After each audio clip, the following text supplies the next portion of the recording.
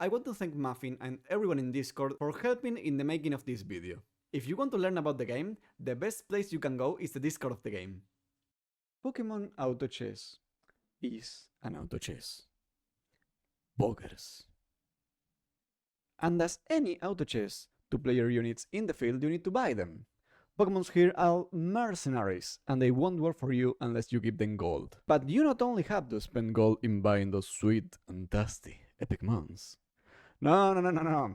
You also have to roll that coffee shop, because they're not gonna show by themselves. Oh no, you have to search them. So we're gonna talk about one of the cores of any Autochess. Economy. The basics. Let's start with the basics. In every stage of the game, you earn some gold for just staying alive. The base amount of gold you get is 5, but that's just the base, the bottom. Now, pay close attention to this if you're gonna get filthy rich. There are 3 bonus that increase the gold you get each stage. Winning, saving, and doing streaks. Let's go with the easy one, winning. Every time you win a combat, you earn 1 extra gold. That's it. Not everything in here is combats, okay? You get the extra gold the moment you win the fight, before the stage ends, so you can do some tricks that we will explain later. The second one involves saving money. When you don't spend your money, it goes to the Pokebank, where they do some crazy financial stuff that you and we don't understand, and manage to give you 10% of what you saved, with a maximum of 5. What does that mumbo jumbo means? If you save 10 gold, you get plus 1 gold each stage. Save 20, earn 2. 30, plus 3. 40, plus 4. And finally, 50, plus 5. So if you maintain savings equal to 50 gold, you will earn a double amount of gold in every stage. Double. The third bonus is a bit riskier, and it involves streaking.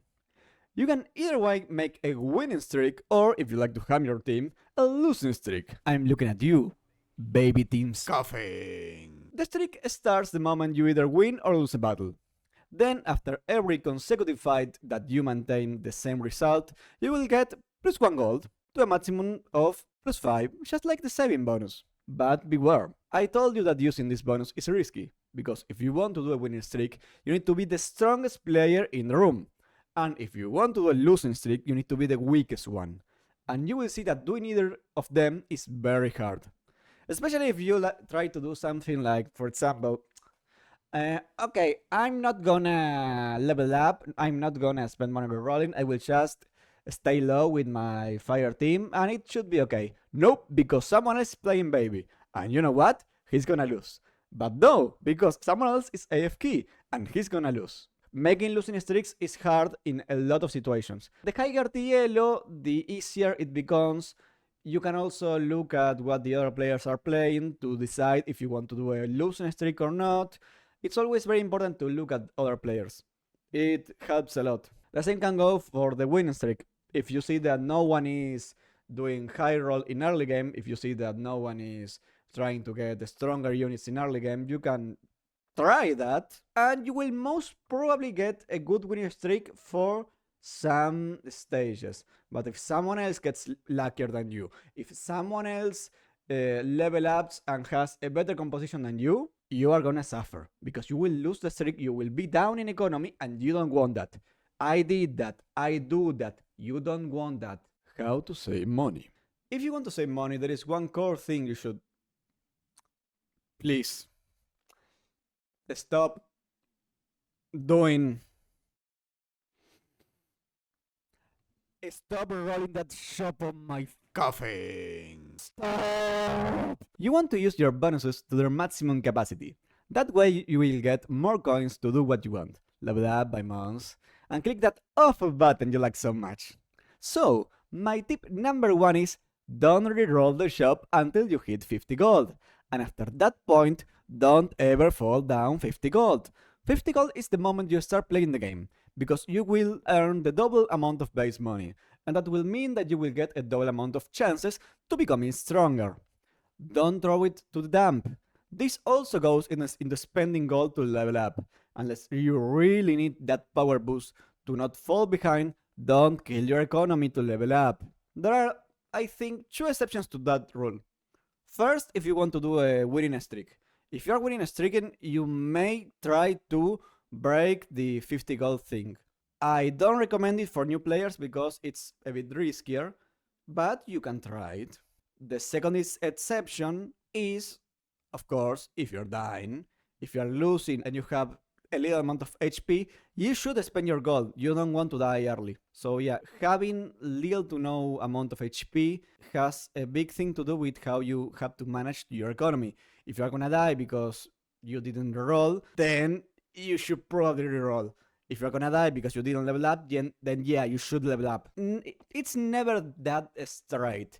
Yet, there are some things that you can follow to make it easier. Going to 50 gold and prioritizing that 50 gold will most probably give you a better start to most games, especially if you are a new player. If you already know how to play, you can try another things.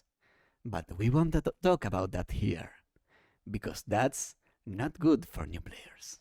My second tip is, if you happen to be in a winning streak, you can spend some of your gold to reroll and try to keep being more powerful than the other players. To a new player, I wouldn't recommend it since it's risky and you could end up delaying your economy because of it, but it's something you should keep in mind in case it happens. Third tip, if you happen to go on a losing streak, think about two things. How many turns can you keep losing without going dangerously down? If you can keep losing, then you may want to not upgrade your team and instead save money to get the other bonus up. Spending money in leveling up is also valid if you are already at 50 plus gold. Fourth tip. If you find yourself wanting to reroll or level up that much that you want to destroy your economy, look at your stage. If you're going to fight a PvE fight, then you can wait another stage in order to spend money. Most of the cases you will be able to win against PvE mons, so you should use that turn to save some money and use it in the next stage. There is only one exception to that rule, and that's Gyarados. Don't underestimate Gyarados. Gyarados can win against you. Don't have a weak team against Gyarados. Besides that, you can save in all the PvE rounds. Sixth tip. This tip is sponsored by Efron. You are a chat, bro. He's the guy that posted how to do this in Discord. I needed to thank him. Did you find yourself in a situation where you can buy a mon but it would make you go down -1 in your economy? Then you should lock the shop so it doesn't change at the start of the next stage. Or that's what I would say if I didn't know this. If you buy every Pokemon but the one you want to buy and sell them, you will stay at the same amount of gold. Then you lock the shop. At the start of the next stage, the empty spaces of the shop will be filled with new Pokemon, and the one you wanted to buy will still be there for you. 7th tip. This is not really an economy tip, but it will allow you to play your gold better. You shouldn't try to fast brute your way into a composition. At least now the meta is evenly matched, so you can win with almost any Sinnergy. Don't play what you wanted to play before the match even started, play what your first 3 stages gave you. That will help you a lot in building cheaper teams. Also, you should probably look at what are the other players building. If you find that 3 of the enemies are playing fire, then maybe you shouldn't try to build fire. It will be harder. Maybe you should try to go with something else. I don't know, you have options. As I said, everything is good. You can pivot. You should pivot. Unless, of course, you spend so many resources and you are so late in the game that you can do it. But you shouldn't be in that position to start off. So, if the other players are playing something that you want to play, then maybe you shouldn't want to play that. Maybe it's better to take something else. Unless, of course, you are so lucky you get everything and they don't get anything. So you win and they lose and look at the other players, please. Items. There are some items that will help you maintain a better economy through your game. And even though some of them don't give you a direct buff to your team, having an economy buff will increase your chances of a better team by a lot. For example, Amulet Coin. This item gives you money each time the Pokemon holding it kills an enemy Pokemon. I don't know how he gets the extra gold, but I don't ask questions. This is a great item to use in any Pokemon that can easily kill enemy mons without having to use free items. This involves full evolved mons or unique and legendary mons, since they have good stats. You want units with a lot of damage or abilities that can hit most of the enemies, so it's possible it does the final hit and earn the money. There are a lot of good examples for this.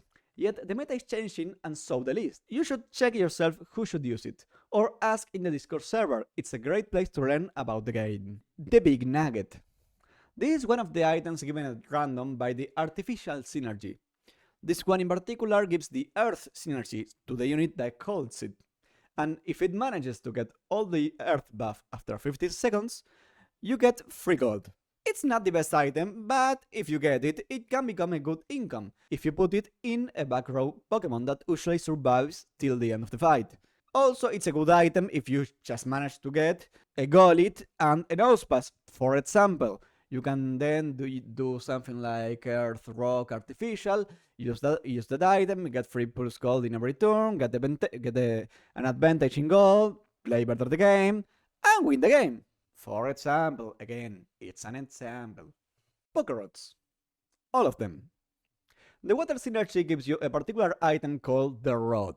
That rod improves as you improve your Water Synergy, giving rarer and more expensive mons for free. If you don't want to go Water 9, you can stay at Water 6 and sell all the Pokemons it gives you for an extra income. Just keep in mind that Magikarp have a value of 0. I will also highlight the Golden Rod, a shiny item only obtained by doing Baby 7 or in special matches. This rod gives you mons of your Synergy. It doesn't matter if you are playing water or not. So if you're playing fire, you can get a Firemon, you can get a Cyndaquil, you can get a Numel, you can get a Hitmore. It also gives you unique mons. If they are useful, they can become an amazing power boost to your team. You can also pivot in what those mons are good at and have more unique mons. It's straight up good. And if not, you can sell them for a lot of gold. 15 gold. It's a lot. The last item is also a shiny. It's the gold bottle cap. It works the same as the amulet coin, yet different. You get +1 gold for any enemy killed, but also a +5 if it kills the last enemy of the battle. Not only that, but it also boosts your Pokemon, giving it crit chance and crit power for every gold you save. This is the one item that wants to make you save more than 50, in order to have a hyper carry with tons of damage. It's also a very good item to hold with the next Pokemon, Gimmighoul and Gholdengo. Gimmighoul and Gholdengo are Pokemon that have their power straightly convoluted with the amount of gold you have. Gimmighoul wants you to earn 99 gold in your savings, so it can evolve to Gholdengo. Every time each of them uses their abilities, they get a power boost equal to the amount of gold you are holding, so holding a lot of money will make them unstoppable. Also to take into consideration is that Gimmighoul, every time he uses his ability, will earn 2 gold. So it doesn't matter if it kills the enemy mon, you will just earn the money. It's a good way to get a better economy. You can also delay the evolution to Gholdengo if you want and get +2 gold every time he casts a spell. It's a way of playing. You can also give him a ton of mana to get a lot of money in every battle. Or you could just evolve it to Gholdengo, get a better team, don't lose HP and win the game, of course. But it's something to take into consideration. Before going into the next thing, I forgot to tell you. Meowth exists. His ability is like an amulet coin with damage, and that's all. I don't think it's a very good unit, but you should know it exists. So if you like the video, please like and subscribe, that would help a lot. This is the first video I do about this in a while. I wanted to help new players into getting into the game, and if it has a good reception, I will probably make more videos. Thank you very much. The Baby Synergy. Out of all the synergies, I think I need to make a section regarding this one. Baby mons are great to make losing streaks, since they are punchable little things with little to no power. But the good thing about them is that every time you lose, you got a chance of getting an egg that contains a Hatchmon. Hatchmons are great for pivoting into more powerful compositions, and if you get something you don't need or don't like, you can just sell it in the shop for more gold. Baby Comp is great for earning a lot of resources, as well as making your overall team cheaper, with the Hatchmons that automatically evolve after some stages. Only remember, a team that makes you lose a lot is something you can't have for a lot of time. If not, you will end up dead before you can even see the power increase. When to spend gold? As we know, we only spend money buying, rolling, and leveling up. But when should we generally do that? Well, it depends on your game, on your team, in which direction you are sitting, but there are some points you can follow to decide when you should spend your money, and when you should throw your economy through the window. First of all, buy Pokemon. Will that Pokemon go to your team at any moment? Then you should probably buy it. If it's gonna delay your economy, you should think if that Pokemon will go into the play right now. If it won't, then you can hold the shop for an stage and buy it later. Second, reroll the Pokemon. Usually, you want to reroll when you need a Pokemon you don't have or when you want to evolve someone you already have. For both, you should look at this graph. If you want to evolve common Pokemon, you should do it before spending gold into leveling up. If you want uncommon units, the best place to search is level 5 or 6. For rare units, level 7 and upwards. For epic mons, if you want one of them, level 7. If you want to evolve them, level 8 or 9. And for ultra, level 9. I don't recommend searching for units of this rarity outside of those ranges, because you will end up spending a lot more money than what you probably wanted. It doesn't mean they won't appear, but you shouldn't reroll into getting them at those levels. It's most certainly not worth it. And finally, level up. You have 3 reasons to level up. First, when your core Sinnergy will get a huge boost in the next level, and you need that extra space to make it happen. For example, you are at Flying 7, if you level up you can place another Flying Mon, so you get Flying 8, and instead of trying to level up your Dratini into a Dragonite, you will, I don't know, level up, place another Flying, get the boost, get a lot of damage, win the game.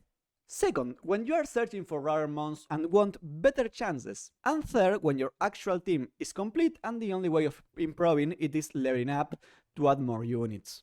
That happens usually when you hyper roll, you get all your units to a max evolution, and what's next? Leveling up, by default.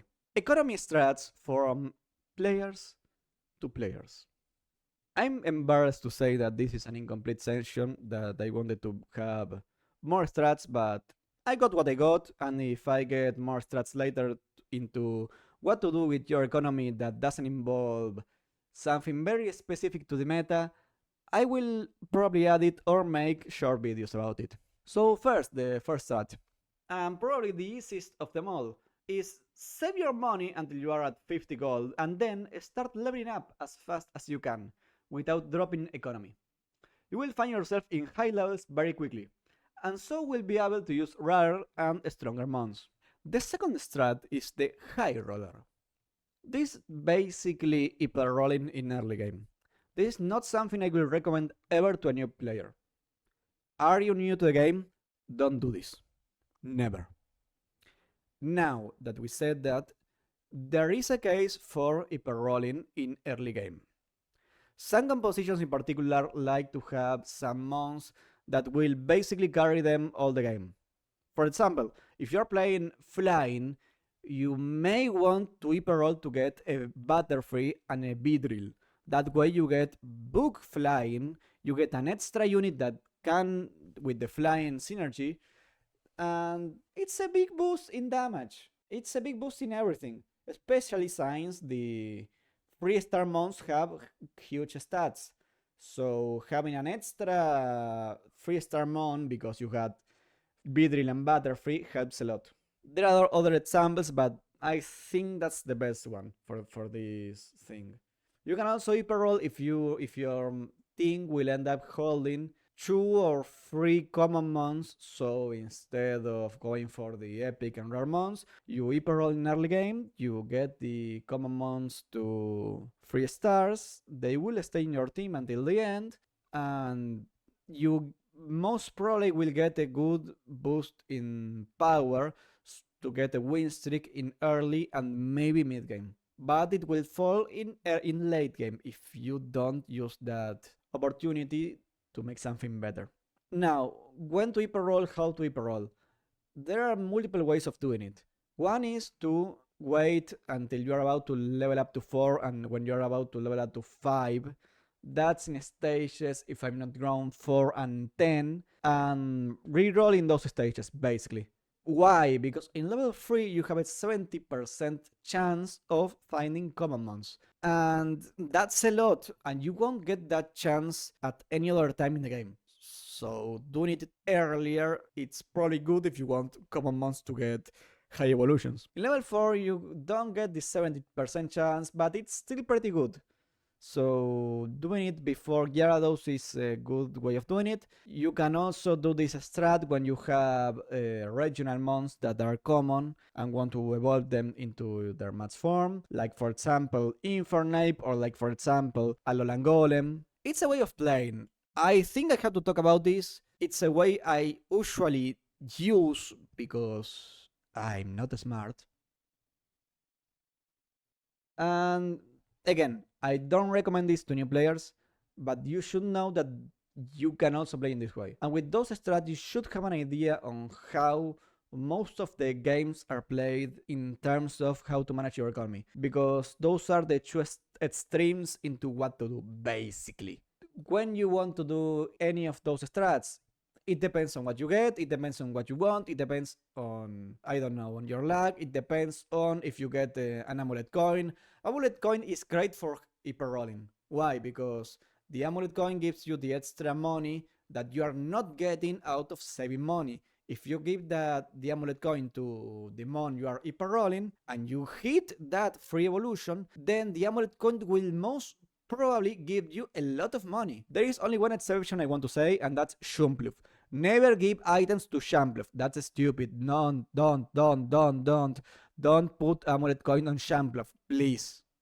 So that's been me talking about economy for the last minutes. I don't know how long this video will be. I pray it won't be more than 20 minutes long. If it is, I'm gonna die. If you're looking at this and this video is more than 20 minutes long, you should know I'm dead. Don't look for me. I will probably revive after 3 days. I have a max revive in my bed. It will take a while for it to work.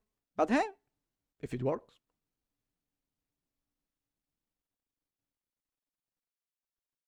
Anyway, bye bye!